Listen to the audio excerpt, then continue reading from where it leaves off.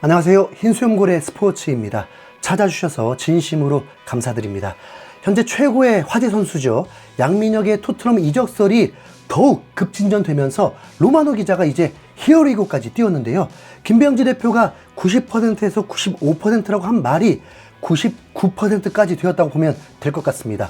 지금부터 이 소식 더 자세하게 전해드리도록 하겠습니다.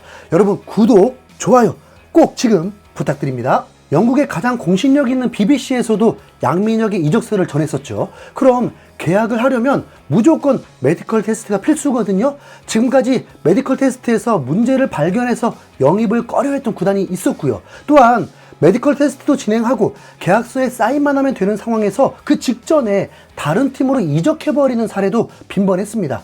그걸 바로 하이제킹이라고 하죠. 실제로 빠른 06년생, 그러니까 양민혁보다 형인 루카스 베르발이 2024년 겨울에 그런 일이 있었습니다. 바르셀로나로 이적하기로 결정이 된 것처럼 보도가 되었는데 토트넘이 갑자기 개입하더니 이적이 성사되었고, 그러니까 바르셀로나 입장에서는 뺏기게 된 거죠. 토트넘은 베르발을 1000만 유로에 영입을 했습니다.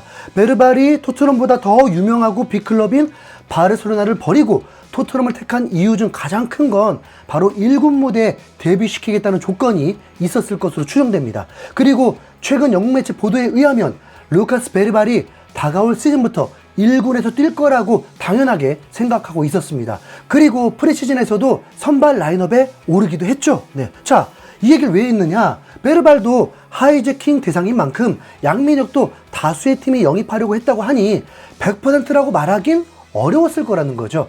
양민혁이 토트넘을 선택하는 것이 무조건 좋은 건 아닐 수 있거든요. 네, 단점이라고 본다면 경쟁에서 살아남아야 한다는 건 어느 팀이든 본인 몫이니까 그러고 보면 없는데요. 네, 무수한 장점밖에 없습니다. 우선 양민혁에 대한 대우입니다. 지난 시즌에 김민재가 군사훈련까지 받게 되면서 소통이 어려웠을 텐데 이례적으로 비밀리에 위넨 의료팀이 직접 한국으로 들어와서 마치 007 같은 첩보 영화처럼 김민재 퇴소 순간 픽업해서 서울 모 병원으로 메디컬 테스트를 하고 그곳에서 계약을 해버렸죠. 네, 왜 그랬을까요? 네, 뺏길 수 있으니까. 네, 확실히 계약하고 싶으니까요. 네, 구단에서 필요로 하는 선수라면 대우부터가 다른데 BBC 기자 리자르 킨셀라가 오늘 자신의 채널을 통해서 양민혁의 메디컬 테스트 첫 파트가 한국에서 시작됐다.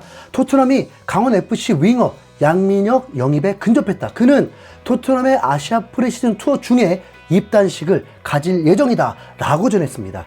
현재 양민혁은 리그도 휴식기가 되었고 학교는 방학했고, 네, 왜 이 말만 하면 왜 이렇게 웃기죠? 네, K리그 선수가 투잡이라뇨. 네, 그리고 토트넘 대 팀 K리그의 경기가 5일밖에 남지 않았기 때문에 새로운 선수들과 손발도 맞춰봐야죠. 아무튼 양민혁은 한국에 있을 수밖에 없죠. 그런데 어느새 토트넘 관계자를 한국으로 보내서 양민혁의 메디컬 테스트를 했다고 하니까 사실 기자들이 가만히 있지 않았을 텐데 비밀리에 진행됐다면 역시나 첩보영화 방불케 했겠죠. 네. 그리고 내년에 토트넘으로 떠나기 때문에 6개월 정도는 수능 공부할 것도 없이 영어만 집중적으로 공부하면서 리그에만 집중하면 됩니다.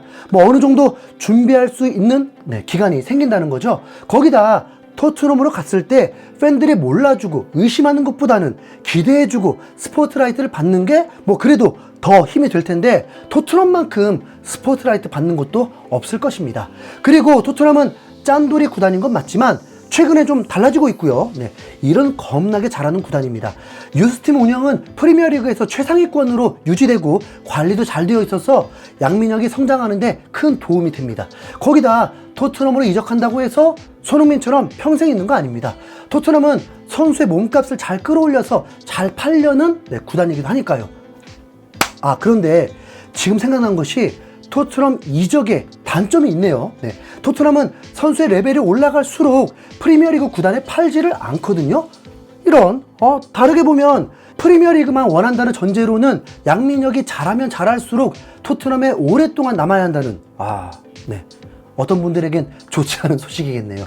토트넘의 이미지도 빨리 좀 올라가야 할 텐데 구단 지훈에 B클럽 되겠다고 하더니 아직도 4위가 목표인 팀이 되어버리니 네, 어쩌겠어요.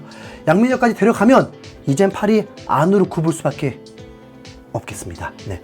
로마노 기자는 소셜미디어 계정을 통해서 Here we go를 외쳤고 2006년생 양민혁의 토트넘 이적이 확정됐다. 첫 번째 메디컬 테스트가 이미 예약됐으며 그는 토트넘과 장기 계약을 체결할 예정이다.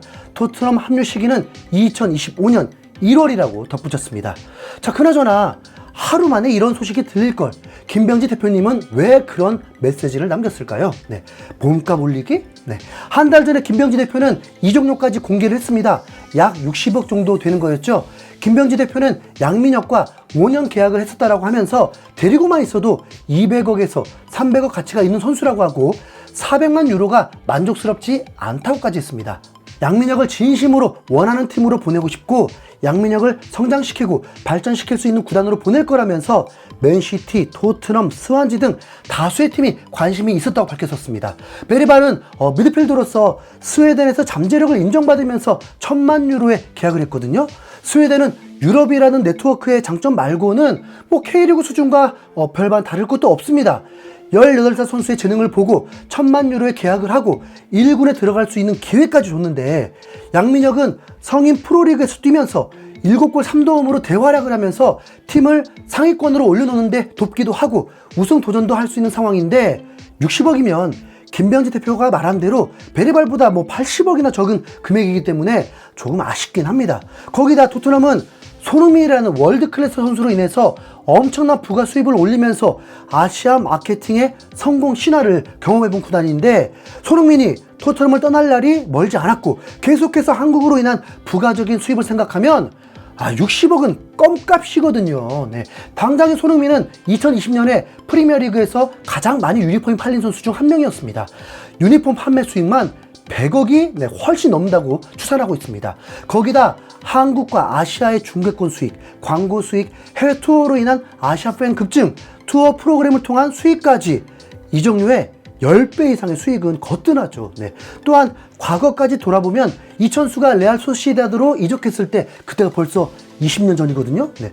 이천수가 당시 기록한 이적료와 연봉을 합치면 약 60억 정도였습니다.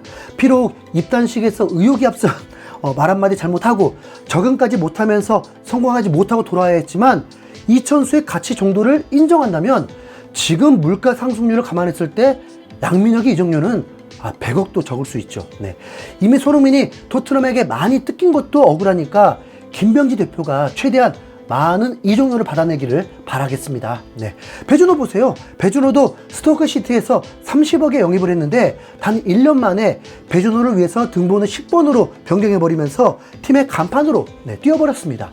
유럽에서 인기 6위 리그인 곳에서 팀의 간판인 선수인데 30억에 이적한 것이 오히려 억울할 정도입니다. 현재 배준호는 1년 만에 이적료가 5배 이상 오른 상황이죠. 네. 그렇게 보면 양민혁이 K리그에 잔류하고 있는 게 정말 강원FC의 더 큰 이익일 수도 있습니다. 네. 그 사이 키도 정말 더더 커 보이면 좋고요. 네. 양민혁 에이전트가 양민혁이 176cm라고 했다고 합니다. 네. 이제 양민혁이 토트넘과 계약하면 성공 여부는 양민혁의 몫입니다. 해외에서 성공하는 데는 축구 실력보다 성격과 마인드가 굉장히 중요한데 손흥민이 같은 나이에 독일로 가서 어떻게 극복해 나갔는지 알면 충분히 도움이 될 것입니다.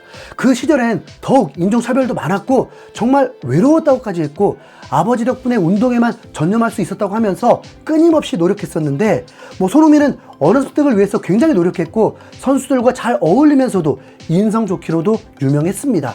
결코 쉬운 건 아니지만 양민혁은 그대로 손흥민의 길만 따라가면 성공할 것입니다. 사실 누구라도 손흥민처럼 살면 인생 성공하겠지만요. 네. 하필 양민혁은 존경의 대상에서 손흥민을 말한 적이 없습니다. 양현준과 필포든이라고 했죠. 좋아하는 팀도 맨체스터 시티라고 했습니다. 어쩌죠? 네. 이제 도어티 같은 짤 나오는 건가요? 네. 6만 관중 앞에서 손흥민의 후계자가 되는 영화 같은 한 장면이 나올 듯 합니다. 그 장면은 다음 주 수요일 저녁 8시에 볼 수 있게 되겠죠. 네. 손흥민과 양민혁의 만남도 흥미롭겠네요. 네. 양민혁 소식은 여기서 마치도록 하겠습니다. 오후에 다시 돌아올게요. 이상 흰수염고래였습니다. 감사합니다.